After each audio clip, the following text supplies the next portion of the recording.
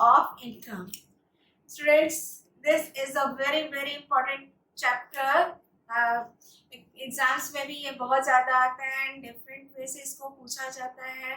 बहुत सारे इसमें सब टॉपिक्स हैं जो आपको धीरे धीरे कई वीडियोस में हम इसको आपको समझाएंगे, क्योंकि ये चैप्टर बहुत ही ज़्यादा लेंथी है, एक में आपको समझ नहीं आएगा. तो firstly we will discuss the different sectors of economy and circular flow of income. बच्चों, circular flow of income जो हम पढ़ रहे हैं, इट्स सर्कुलर मतलब एक से दूसरे के पास, दूसरे से तीसरे के पास, तीसरे से चौथे के पास, वापस वो पहले वाले के हाथ में आती. This makes a circle. तो एक सर्कल वे में जब मनी का फ्लो होता है तब हम कहते हैं सर्कुलर फ्लो ऑफ इनकम.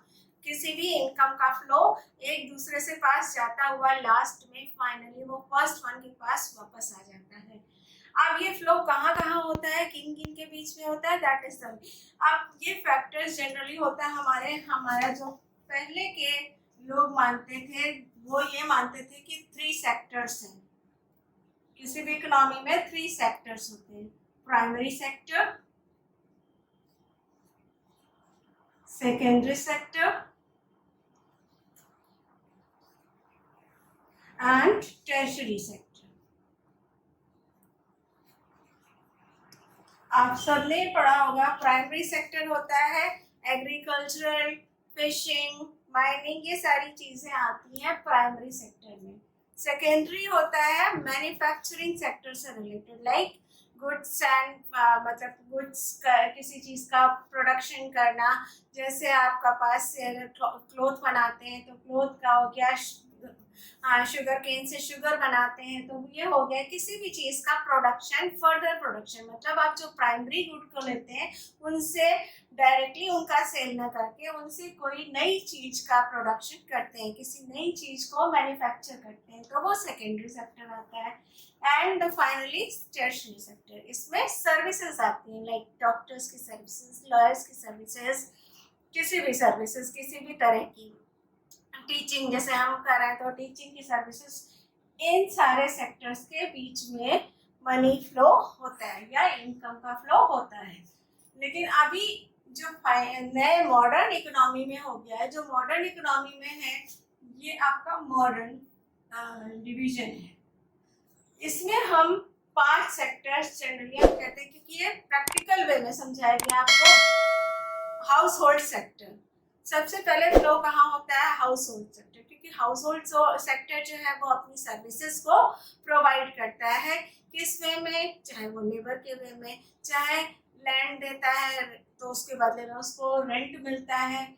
जो 5 फैक्टर्स या 4 फैक्टर्स जो उसमें इन्वॉल्व होते हैं किसी भी चीज के प्रोडक्शन में, उनके बदले में जो पेमेंट मिलता है या इनकम मिलती है हाउस होल्ड सेक्टर को, वो हमारा हाउस होल्ड सेक्टर होता है. फिर बिजनेस सेक्टर.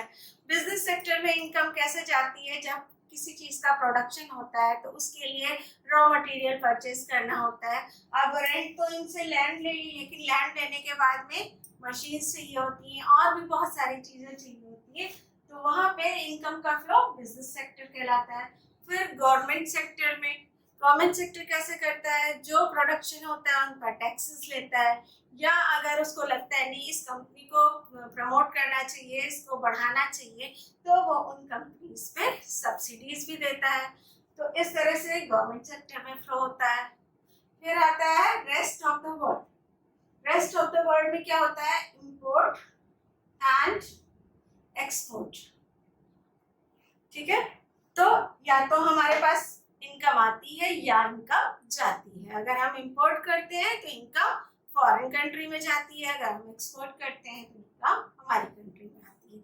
तो इस तरीके से फ्लो जो होता है वो रेस्ट ऑफ द वर्ल्ड के थ्रू चलता है. लास्ट है कैपिटल सेक्टर. कैपिटल सेक्टर में क्या होता है, जब हम प्रोडक्शन करते हैं तो जो मशीनें या और रिक्वायरमेंट्स होती है प्रोडक्शन के लिए, जैसे बिल्डिंग हमने लैंड तो ले ली रेंट पे हाउस होल्ड सेक्टर से, लेकिन उस लैंड पे, खाली लैंड पे तो कोई कंपनी नहीं स्टार्ट हो सकती, कोई फर्म नहीं स्टार्ट हो सकती, उसके लिए एक प्रॉपर बिल्डिंग चाहिए. तो ये सारी चीजें कैपिटल सेक्टर प्रोवाइड करता है, उसके बदले में वो इंटरेस्ट लेता है. Definition, a continuous flow of production, income and expenditure is known as circular flow of income. मतलब प्रोडक्शन, इनकम एंड एक्सपेंडिचर का जो कंटिन्यूअस फ्लो है, प्रोडक्शन होता है, इनकम मिलती है उसके फैक्टर्स को, और फिर उस इनकम को वो लोग खर्च करते हैं अपनी ज़रूरतों को पूरा करने के लिए, तो वो एक्सपेंडिचर करते हैं। एक्सपेंडिचर से क्या होता है, कंपनियों को इनकम मिलती है, मतलब आपका एक्सपेंडिचर, फर्म्स का इनकम, उनको जब इनकम मिलती है तो वो फर्दर प्रोडक्शन करते हैं एंड फर्दर पेमेंट करते हैं, फर्दर एक्सपेंडिचर होता है। इट्स अ कंटिन्यूअस प्रोसेस, इसीलिए इसको कहते हैं it's a circular because it has neither any beginning और नॉट एनी एंड। कोई न शुरुआत है ना कोई एंड है, हर एक सेक्टर एक दूसरे पे डिपेंडेंट है। अगर आपको इनकम नहीं मिलेगी आप एक्सपेंडिचर नहीं करेंगे, एक्सपेंडिचर नहीं करेंगे तो प्रोड्यूसर्स को इनकम नहीं मिलेगी, वो प्रोडक्शन नहीं कर पाएंगे।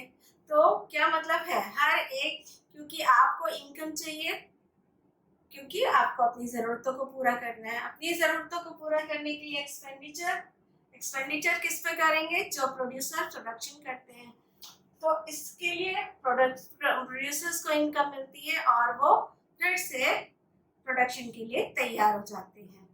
तो अब इस तरीके से it's a flow, circular flow, जो एक दूसरे के सहारे चलता ही रहता है। It's a continuous process. Circular flow of income in two sector economy. Two sectors are household sector, ये हो गया number 1, and the second sector is firm sector, मतलब एक सेक्टर खर्च करने वाला और दूसरा सेक्टर बनाने वाला। एक प्रोडक्शन करता है, दूसरा एक्सपेंडिचर करता है। तो देखिए फर्म के थ्रू रियल फ्लो किस तरीके से हो रहा है। फर्म किसी चीज का प्रोडक्शन करता है, प्रोडक्शन करने के लिए वो यूज करता है land, labour, capital and entrepreneur.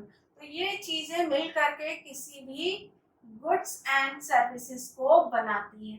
अब वो गुड्स एंड सर्विसेज कैसे बनाती है, किसकी हेल्प से बनाएंगी, कंपनी अपने आप तो बना नहीं लेगी, उसको कुछ लोगों की जरूरत पड़ेगी, उसको लैंड चाहिए, लेबर चाहिए, कैपिटल चाहिए, वो कंपनी बिल्डिंग खुद तो नहीं प्रोवाइड करती, उसको कौन प्रोवाइड करता है, हाउस होल्ड सेक्टर।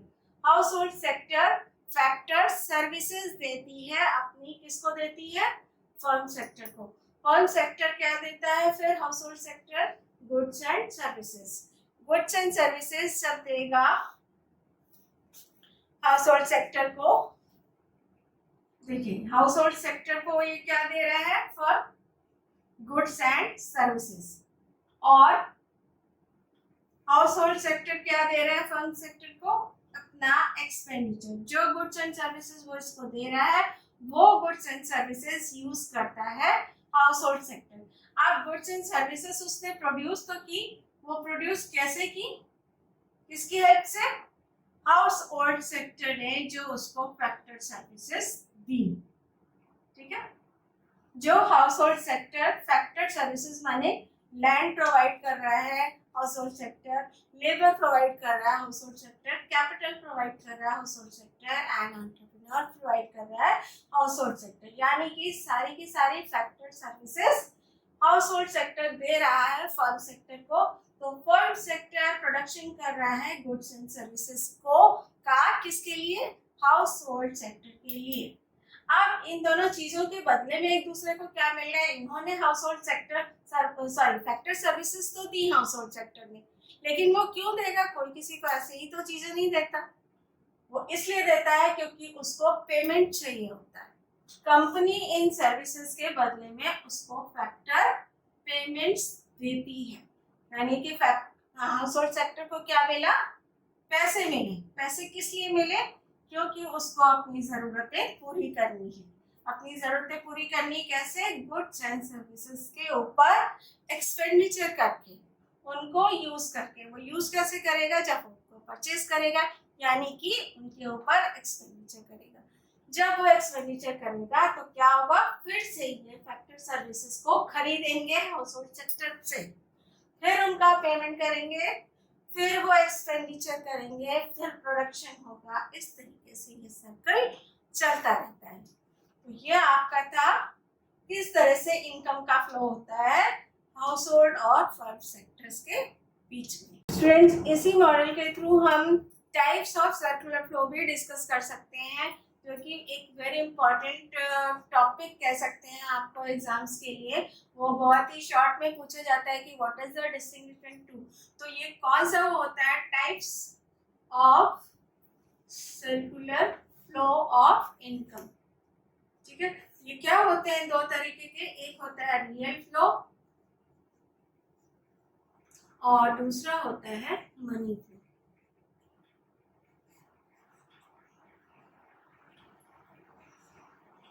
ठीक है, money flow as it is clear. ये रियल फ्लो है। रियल फ्लो हम जो बात कर रहे हैं कि ये गुड्स एंड सर्विसेज का प्रोडक्शन हो रहा है और एक्सपेंडिचर हो रहा है, this is the real flow. क्योंकि आप जानते हैं सीधे सीधे जो सीधी बात है वो यही है कि एक प्रोडक्शन करता है, दूसरा एक्सपेंडिचर करता है। इसको हम कहते हैं flow of goods and services, और expenditure on goods and services is called real flow. ठीक है, अब यहाँ पर मनी फ्लो की बात हो रही है, तो देखिए यहाँ पर सिर्फ मनी का फ्लो हो रहा है, फैक्टर सर्विसेज वो दे रहे हैं और उनके बदले में मनी मिल रही है। तो ये जो होता है ये आपका होता है मनी फ्लो, जो आप फैक्टर्स को के थ्रू आप जिसको एक्सप्लेन करते हैं, मतलब उनकी सर्विसेज, उनका पेमेंट। और यहाँ पे बात हो रही है गुड्स एंड सर्विसेज और एक्सपेंडिचर को। तो ये जो है ये आपको बता रहा है रियल फ्लो को, और ये जो एक्सप्लेन कर रहा है ये money flow. Money flow basically relate करता है फैक्टर पेमेंट्स और सर्विसेज को, और ये रिलेट करता है गुड्स एंड सर्विसेज से। Now circular flow of income in three sector economy. कौन कौन से थ्री सेक्टर है? Firm, government sector, house hold sector. और बीच में ये एक दूसरे के साथ कनेक्टेड होते हैं फाइनेंशियल सिस्टम के थ्रू। मतलब इन तीनों ही लोगों को कभी कभी अपनी सेविंग और बोरोइंग्स की जरूरत पड़ती है। मतलब किसी को सेविंग की जरूरत होती है, किसी को उधार लेने की जरूरत पड़ती है। तो ये तीनों सेक्टर्स अटैच्ड होते हैं या एक दूसरे के साथ कनेक्टेड होते हैं फाइनेंशियल सिस्टम के थ्रू। सिस्टम वही है सेविंग या बोरोइंग। किसी को सेविंग अपनी यूज करनी है तो उसने जिसको उधार चाहिए उसको दे दी, अगर उसको लेना है तो किसी ने सेव किया उसने दे दी। तो ये आपका बीच में एक कनेक्शन है जो इन तीनों सेक्टर्स को जोड़ता है। बट पहले आप रिलेशनशिप देखिए एक तीनों सेक्टर्स का एक दूसरे से क्या रिलेशनशिप है। आपने ये पढ़ा फर्म्स और हाउस होल्ड का। पहले फर्म्स प्रोडक्शन करती है और हाउस होल्ड उसको एक्सपेंडिचर करता है। तो इनका एक्सपेंडिचर जो है वो फर्म के लिए क्या होता है? इनकम होती है। ठीक है, आपका एक्सपेंडिचर फर्म की इनकम, यानी कि फर्म प्रोड्यूस करता है। अब फर्म गवर्नमेंट सेक्टर के साथ कैसे रिलेटेड होता है? देखिए गवर्नमेंट सेक्टर को भी कभी कभी फर्म से परचेज करना होता है, क्योंकि गवर्नमेंट भी एक मैन्युफैक्चरिंग सेक्टर भी गवर्नमेंट को कहा जाता है, क्योंकि बहुत सारी चीज़ों का मैन्युफैक्चर गवर्नमेंट ही करती है। लाइक पब्लिक से रिलेटेड कोई भी चीज़ है, सड़कें बनवाना है, लाइट्स का व्यवस्था करनी है, कहीं पर पानी की व्यवस्था करनी है तो उसके लिए टैंक बनवाना है, या इस तरह की कई और चीज़ें जो कॉमन पब्लिक से रिलेटेड होती हैं, तो उनका मैन्युफैक्चर गवर्नमेंट करती है। तो गवर्नमेंट किससे परचेज करती है? फर्म से, क्योंकि रॉ मटेरियल या कोई भी चीज़ है वो फर्म से प्रोड्यूस करना पड़ता है, या आप ये कह सकते हैं मैन्युफैक्चरिंग के लिए भी वो फर्म पे डिपेंडेंट होती है। तो अब उसकी परचेजेस कहाँ जाती है? फर्म के पास, वो परचेज करती है। और दूसरी चीज, वो फर्म से उनके बदले में क्या लेती है? फर्म को प्रोडक्शन करने दे रही है, लेकिन फर्म से अगर वो किसी चीज की परमिशन देती है तो गवर्नमेंट उस चीज की फीस भी लेती है। वो फीस किस तरीके से लेती है? टैक्सेस के थ्रू। फर्म प्रोडक्शन करती है, ऑन प्रोडक्शन पे गवर्नमेंट सेक्टर टैक्स लगाता है और वो इसकी इनकम हो जाती है। इनका परचेज यहाँ पे हुआ, इनके एक्सपेंडिचर आप कह सकते हैं। ठीक है, और इनकम क्या हो गई? टैक्स। टैक्स के थ्रू उसने इनकम की। बट गवर्नमेंट चूंकि फ्री होती है, गवर्नमेंट मनी को भी प्रोड्यूस कर सकती है, यानी कि मनी का फ्लो बढ़ा भी सकती है, घटा भी सकती है। तो उसके पास एक छूट होती है, उसको कभी कभी लगता है कुछ चीज़ों का प्रोडक्शन ज़्यादा करवाना चाहिए, यानी कि फर्म्स की अपनी कैपेसिटी नहीं है उतना प्रोडक्शन करने की, लेकिन गवर्नमेंट की डिमांड ज़्यादा है। लाइक अब एलपीजी है या इस तरह की, या आप खादी को बढ़ाना चाहती है गवर्नमेंट, खादी को मार्केट में ज़्यादा लाना चाहती है, बट चूंकि वो महंगा पड़ता है, फर्म्स उतना प्रोडक्शन उन चीज़ों का नहीं करती है, तो गवर्नमेंट उन चीज़ों का प्रोडक्शन बढ़ाने के लिए क्या करती है, फर्म्स को सब्सिडीज देती है।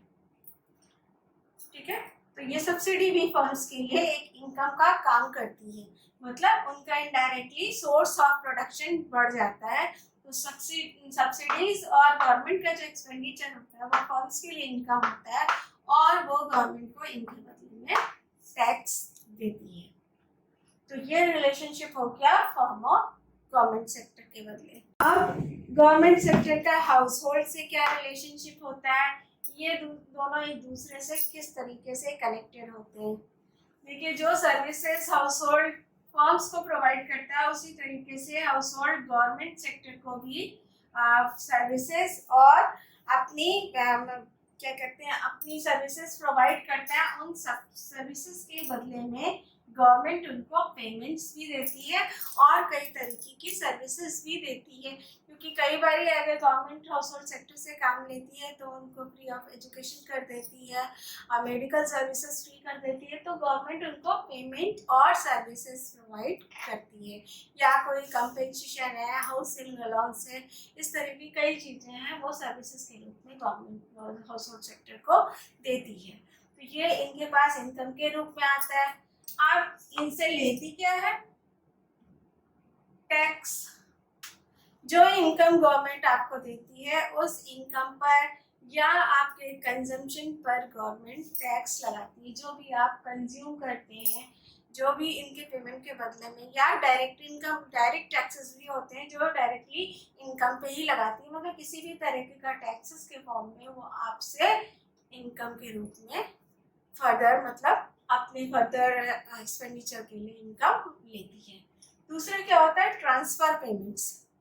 ट्रांसफर पेमेंट्स जैसे कि आपने कोई चीज़ें दी, उनके बदले में गवर्नमेंट आपको डायरेक्टली इनकम नहीं दे रही है, कुछ चीज़ें प्रोवाइड कर ले, मतलब रहने के लिए घर दे दिया उसने आपको, बच्चों के लिए स्कूल की व्यवस्था गवर्नमेंट कर रही है, सरकारी स्कूल बना दिया, आपको बच्चों को वहीं पढ़ना है, इस तरीके की जो वो ट्रांसफर पेमेंट्स होते हैं। ये ट्रांसफर पेमेंट्स भी गवर्नमेंट हाउस होल्ड सेक्टर को देती है। तो ये रिलेशनशिप होगा हाउस होल्ड सेक्टर और गवर्नमेंट सेक्टर का। अब फाइनेंशियल सिस्टम से ये सब कैसे कनेक्टेड है। फाइनेंशियल सिस्टम इन तीनों ही सेक्टर्स को सेविंग, बचत भी लेता है उनकी, कभी कभी ये लोग जमा कराते हैं, या कभी इनके पास कमी होती है इन तीनों ही सेक्टर्स के पास। जैसे कि फर्म का ले लीजिए, फर्म की जो भी इनकम है, मान लीजिए एक्स्ट्रा इनकम हो रही है, उसको बहुत ज़्यादा प्रॉफिट हो रहा है, तो वो क्या करेगा, थोड़ा सा इनकम को सेव करेगा। सेव करने के लिए वो किसी भी सिस्टम में उस इनकम को जमा करा देगा। इसको आप बैंक भी कह सकते हैं। हमारा फाइनेंशियल सिस्टम क्या है, बैंक। बैंक में जमा कर देता है, और अगर उनको चाहिए तो वो बैंक से उधार भी ले लेता है, यानी कि बोरो कर लेता है। उसी तरीके से गवर्नमेंट भी करता है। गवर्नमेंट के पास ज़्यादा इनकम होगी, मतलब वो प्रॉफिट में है, तो अपनी जमा पूंजी को बैंक में जमा कर देगा। और अगर उसको एक्स्ट्रा एक्सपेंडिचर कहीं करना है, ज़रूरत पड़ गई है बहुत सारी कैपिटल की, बहुत सारी पूंजी की, बहुत सारा पैसा कहीं लगाना है एकदम से, तो वो बैंक से बोरो कर लेता है। Same with the house hold. House hold भी अपनी सेविंग्स को कहाँ जमा करता है, बैंक में जमा कर देता है। अगर उधार लेना है, आपको कोई लोन लेना है, घर बनवाना है, ज़्यादा पूंजी चाहिए, तो आप बैंक से बोरो कर लेते हैं। तो ये कनेक्शन था थ्री सेक्टर्स का में किस तरह से सर्कुलर फ्लो ऑफ इनकम होता है, और ये तीनों ही किस तरीके से कनेक्टेड है बैंक से। मतलब बैंक से भी, क्योंकि फ्लो तो इनकम का ही हो रहा है इन तीनों के बीच में भी बैंक के थ्रू, तो इसका जरूरी है यहाँ पर बनाना। Circular flow of income fourth sector में किस तरीके से होता है। Now the fourth sector is rest of the world. मतलब फॉरेन कंट्रीज यानी कि इंपोर्ट एक्सपोर्ट्स का हमारी इकोनॉमी पे क्या इफेक्ट पड़ता है। जो आपने 3 सेक्टर्स पढ़े, आप पिक्चर में देखेंगे तो जो 3 सेक्टर तक हैं, हाउस होल्ड, कैपिटल मार्केट या फाइनेंशियल सिस्टम या बैंक एक ही चीज है, और फंड्स, इनका जो हमने आपको बताया किस तरीके से फ्लो हो रहा है इनकम में, पेमेंट्स और एक्सपेंडिचर्स के थ्रू, एक ही चीज है, इसमें आप कोई कंफ्यूजन नहीं करिएगा। जो 3 सेक्टर आपको नीचे दिया हुआ है बोर्ड में वो बिल्कुल सेम है, उसमें कुछ भी नहीं है, बस हमने नीचे इसमें लास्ट में रेस्ट ऑफ द वर्ल्ड और इंक्लूड कर दिया है। बच्चों इसकी पिक्चर हम आपको दिखा रहे हैं, उस पिक्चर में आप देखिएगा जो हाउस होल्ड, कैपिटल मार्केट और फंड्स दिया हुआ है वो बिल्कुल सेम एक्सप्लेनेशन जैसे आपने अभी उसमें 3 सेक्टर मॉडल में सुना है, बिल्कुल वही है, कोई चेंज नहीं है। अब रेस्ट ऑफ द वर्ल्ड से ये तीनों किस तरीके से कनेक्टेड है ये हम आपको इसमें और ऐड कर रहे हैं। जब आप एक्सप्लेनेशन एग्जाम में लिखेंगे तो आपने जो 2 सेक्टर तक पढ़ा वो 3 सेक्टर में 2 सेक्टर तक एकदम सेम रहेगा। थर्ड सेक्टर को आपको ऐड करना है कि वो दोनों सेक्टर थर्ड से किस तरीके से, बच्चों आप इस तरह याद करेंगे तो आपको समझने में और याद करने में भी आसानी होगी, वरना आप अलग अलग तीनों को फिर चारों को अलग अलग याद करेंगे तो याद करने में बहुत बड़ा भी लगेगा और समझ में कुछ भी नहीं आएगा। आपने 2 सेक्टर याद कर लिया, आपको 2 सेक्टर का रिलेशनशिप याद हो गया, फिर थर्ड सेक्टर पे आए, आपको थर्ड को ऐड करना है, उसमें 2 को कोई छड़ना नहीं है, 2 का जो एक दूसरे के साथ रिलेशनशिप था वो बिल्कुल सेम रहेगा, आपको थर्ड से को उसमें ऐड कर देना है। तो जो थर्ड का पार्ट है वो आप सिर्फ और उसमें ऐड कर देंगे तो आपका 3 सेक्टर का मॉडल बन जाएगा। उसी तरीके से जब आप 4 करेंगे तो आपको जब डायग्राम बनाना है तो 3 वाला सेम सेम बना लीजिए, बस जो 4th वाला है उसको नीचे और याद कर लीजिए कि चौथा उसमें किस तरीके से जोड़ा जाएगा।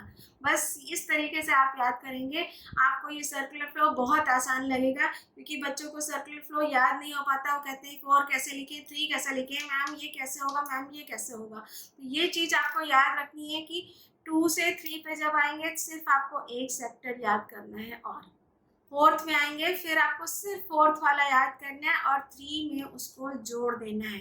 जब आप इस तरह याद करेंगे वो आपको छोटा सा भी लगेगा और याद भी जल्दी होगा।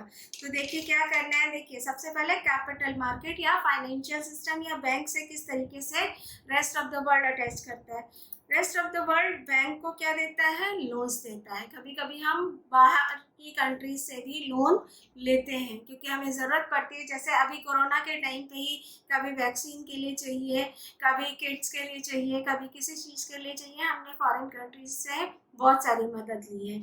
उसी तरीके से हम बाहर को देते भी हैं। किस तरीके से देते हैं, या हम उनका लोन्स पे रिटर्न देते हैं, या ऐसे ही हम किसी की मदद करने के लिए उनको पैसे प्रोवाइड करते हैं।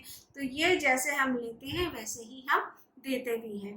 तो ये हमारा हो गया बैंक और फॉरेन कंट्रीज यानी कि रेस्ट ऑफ द वर्ल्ड का किस तरीके से कनेक्शन होता है। अब rest of the world house hold से कैसे कनेक्टेड होता है, मानी हम जो कॉमन पब्लिक है वो किस तरीके से रिलेट करती है। सिंपली आप सोचिए, हम लोग क्या करते हैं फॉरेन कंट्री से, या तो एक्सपोर्ट करते हैं या इंपोर्ट करते हैं। हम उनसे जो सर्विसेज या गुड्स कोई भी चीज़ खरीदते हैं उनके बदले में जो हम पेमेंट देते हैं वो रेस्ट ऑफ द वर्ल्ड की इनकम होती है। और कभी कभी रेस्ट ऑफ द वर्ल्ड हमसे सर्विसेज लेता है, हम मतलब बाहर की कंट्रीज को अपनी सर्विसेज देते हैं। सपोज बाहर की कंट्री को हमारे डॉक्टर्स की ज़रूरत है, या वो टीचर्स को कभी कभी हायर करता है, या किसी और टेक्नीशियन या साइंटिस्ट को उसने हायर किया किसी भी हेल्प के लिए, तो उनके बदले में भी वो पेमेंट देता है। इस तरीके से वो हाउस होल्ड को अपनी सर्विसेज देता है। आप बच्चों इसको जनरली रिलेट करिए कि हम फैमिली वाले फॉरेन कंट्री से क्या लेते हैं तो उनको पैसा देते हैं, सर्विसेज वो हमसे लेते हैं तो वो हमको पैसा देते हैं, या हम किसी भी तरीके का लोन भी ले सकते हैं अगर हमारे वहाँ पे पहुँच है तो। और rest of the world firm से यानी कि मैन्युफैक्चरिंग कंपनी से किस तरीके से रिलेट करता है, अगर उनसे कोई सामान डायरेक्टली, जैसे हम लोग फॉरेन कंट्री से कुछ सामान ले आते हैं, उसी तरीके से कंपनियां भी कई चीज़ के प्रोडक्शन के लिए उनको पार्ट्स चाहिए होते हैं। कभी कभी वो पार्ट्स, या एग्रीकल्चर में भी कई चीज़ें ऐसी हमें कई कुछ प्रोडक्शन करना है तो उनके लिए रॉ मटेरियल जब वो हमारी कंट्री में अवेलेबल नहीं है तो हम फॉरेन कंट्रीज से उनको मंगवाते हैं। तो अगर हम वहाँ से मंगवा रहे हैं तो उनको हम पेमेंट देते हैं, वो रेस्ट ऑफ द वर्ल्ड की इनकम होती है। या in the same way rest of the world भी हमारे यहाँ से कोई चीज़ मंगवा सकता है तो वो हमको पेमेंट देता है। इस तरीके से एक दूसरे से कनेक्शन चलता है, यानी कि मनी फ्लो चलता रहता है। तो ये आपका हो गया रेस्ट ऑफ द वर्ल्ड, यानी कि फोर्थ सेक्टर से ये तीनों सेक्टर किस तरीके से रिलेटेड है, यानी कि इनके बीच में किस तरीके से सर्कुलर फ्लो ऑफ इनकम होता है। इन मॉडल्स के साथ में दो ऐसी चीज़ें हैं जो इन सर्कुलर फ्लो को बहुत अफेक्ट करती हैं। वो दो चीज़ें हैं लीकेजेस एंड इंजेक्शंस। जो फ्लो हमने आपको बताया वो सीधे सीधे चलता नहीं रहता है, उसमें कभी उतार होता है, कभी चढ़ाव होता है। मतलब आपका टोटल एक्सपेंडिचर फर्म की टोटल इनकम नहीं बनता है, या तो वो कभी ज़्यादा बनता है या कभी कम बनता है। कभी कभी ऐसा होता है लोग उधार ले लेके भी खर्च करने लगते हैं तो कंपनी के पास ज़्यादा इनकम हो जाती है, या कभी कभी ऐसा होता है सेविंग ज़्यादा करने लगते हैं लोग तो कंपनी की इनकम कम हो जाती है। तो ये दो चीज़ें ऐसी हैं जो फ्लो पे इफेक्ट डालती हैं और ये बहुत ज़्यादा इम्पोर्टेंट है। एग्जाम में भी कई बार 1 वर्ड या 3 मार्क्स में भी इसको पूछा जाता है, what are leakages and injection in circular flow of income. तो देखिए जैसे लीकेजेस से मतलब होता है कुछ बह रहा है, मतलब उस फ्लो से बाहर जा रहा है, उसको हम कहते हैं विड्रॉल्स। अगर आप उसका मीनिंग देखें तो विड्रॉल्स मतलब लीकेजेस जो हम इकोनॉमी में यूज करते हैं फ्लो में, उसका मतलब होता है मनी सर्कुलेशन से बाहर जा रही है। मतलब वो जहाँ जानी चाहिए, जैसे आप एक्सपेंडिचर कर रहे हैं तो वो फर्म के पास आना चाहिए, वो नहीं हो रहा है। अब वो जाती कहाँ है, अगर वो यूज नहीं हो रही है प्रॉपर वे में तो कहाँ चली गई। देखिए कंपनी हाउस होल्ड्स को फैक्टर्ड पेमेंट्स मिलता है, वो पेमेंट्स उसको अगर वो पूरा का पूरा एक्सपेंडिचर कर दे तो फर्म को वापस इनकम मिल जाती है। लेकिन ऐसा होता नहीं है, लोगों की आदत होती है जितना उनको मिलता है उसमें से थोड़ा सा सेव करके रखते हैं। वो भविष्य के लिए अपने, उनको लगता है कि कोई ज़रूरत अचानक से पड़ गई या कुछ ऐसा हो गया तो सेविंग, वो एक लिमिटेड तक चलती है तो फ्लो पे ज़्यादा इफेक्ट नहीं आता है। लेकिन अगर वही चीज़ ज़्यादा होने लगती है, मतलब अगर सभी लोग सपोज करिए कि सेविंग करने लगेंगे तो इकोनॉमी पे बहुत बड़ा फर्क आता है। उसी तरीके से इम्पोर्ट्स है, इम्पोर्ट हम बाहर से करते हैं तो क्या होता है, हमने बाहर से कोई सामान मंगवाया दूसरी कंट्री से तो हम क्या करते हैं अपनी कंट्री की इनकम को दूसरी कंट्रीज में भेज देते हैं, यानी कि जो इनकम हमारी कंट्री में होनी चाहिए वो हमारे यहाँ से लीक आउट होकर के कहाँ पहुँच जाती है, फॉरेन कंट्रीज में। उसी तरीके से टैक्सेस बाई गवर्नमेंट कभी कभी टैक्सेस इतने बढ़ा देती है कि लोगों के एक्सपेंडिचर कम हो जाते हैं। पेमेंट्स ऑफ ओल्ड या फर्म्स पे अगर लगाती है टैक्सेस तो फर्म को फर्दर प्रोडक्शन के लिए इनकम को कम हो जाती है। तो टैक्सेस का बहुत ज़्यादा लगना भी प्रोडक्शन और एक्सपेंडिचर दोनों पे ही इफेक्ट डालता है। या हमने बहुत सारे पुराने कोई कर्जे लिए हुए, सपोज करिए कि हम एक कोई फैमिली है उसमें से उन्होंने बहुत ज़्यादा लोन पे बहुत ज़्यादा एक्सपेंडिचर कर दिया, लोन तो उन्होंने ले लिया लेकिन फर्दर जो उन्हें पेमेंट मिलता है उस लोन पे इंटरेस्ट में सब चला जाता है, तो उनको जो एक्सपेंडिचर आज करना चाहिए वो पुराने कर्जों के इंटरेस्ट के रूप में उनके हाथ से चला जाता है, तो उनकी इनकम, रियल इनकम कम हो जाती है। तो इस तरीके के कई और लीकेजेस हैं जो इकोनॉमी पे इफेक्ट डालते हैं, मतलब circular flow of income proper way में काम नहीं कर पाता है। अब दूसरी चीज इंजेक्शंस। इंजेक्शंस आप जैसे कहते हैं कुछ चीज इंजेक्ट करना, मतलब उसमें ऐड करना, जोड़ना, एडिशंस। जैसे विड्रॉल होता है उसी तरीके से कभी कभी फर्म्स को फायदा भी होता है। कैसे मिलती है उनको इनकम, पब्लिक इन्वेस्टमेंट से।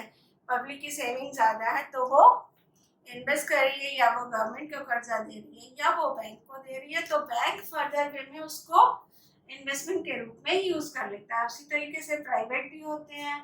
एक्सपोर्ट क्या होता है, एक्सपोर्ट जब हम बाहर से कोई, हमारे यहाँ से कोई चीज मंगवाता है तो हमें इनकम मिलती है, तो वो हमारी इनकम का एडिशन हो जाता है।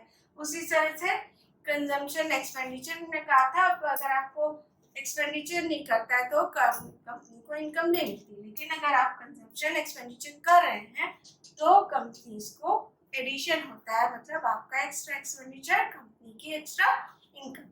तो ये थे इंजेक्शंस और लीकेजेस जो सर्कुलर फ्लो पर बहुत इफेक्ट डालते हैं। तो ये वेरी इंपॉर्टेंट है सर्कुलर फ्लो ऑफ इनकम के लिए।